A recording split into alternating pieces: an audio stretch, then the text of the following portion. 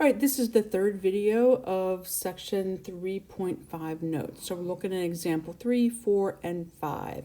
In example 3, we are given that we have line P parallel to line M. So just to mark that off over here, I have line P parallel to line M. If we look at our next reason, we're going to try to fill in our statements based on our reason. It says parallel lines imply alternate interior angles are incongruent. So if we look up here at our two lines that are parallel, and we look at the alternate interior angles, we can see that, oops, I meant to use this. We can see that angle 2 and angle 3 are alternate interior angles. And so therefore, we're able to say that angle 2 is congruent to angle 3 because we know that if we have these two lines, P parallel to M, that the alternate interior angles must be congruent.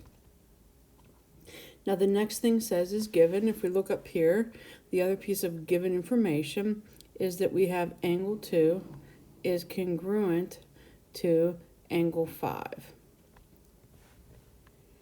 If we then look further, we can see that we have angle 2 here and angle 2 here, which would lead us to that angle 3 is congruent to angle 5 because of the transitive property.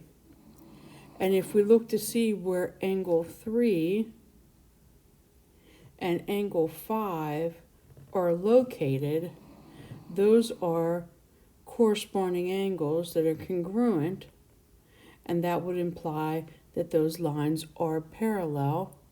And so therefore that will give us enough proof to be able to say that line N is parallel to line T.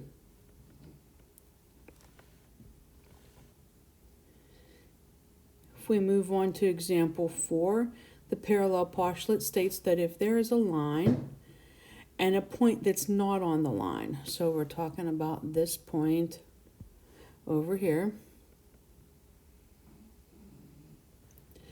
that there is exactly one line through that given point that is parallel to the given line. So through this point, we can only draw one line that would be parallel to this given line. And so that's our parallel postulate.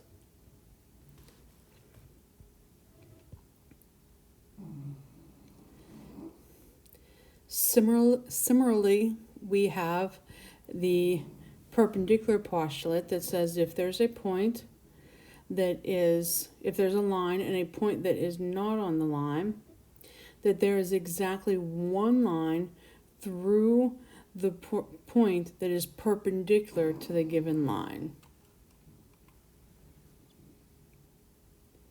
So only one point that is perpendicular to that given line.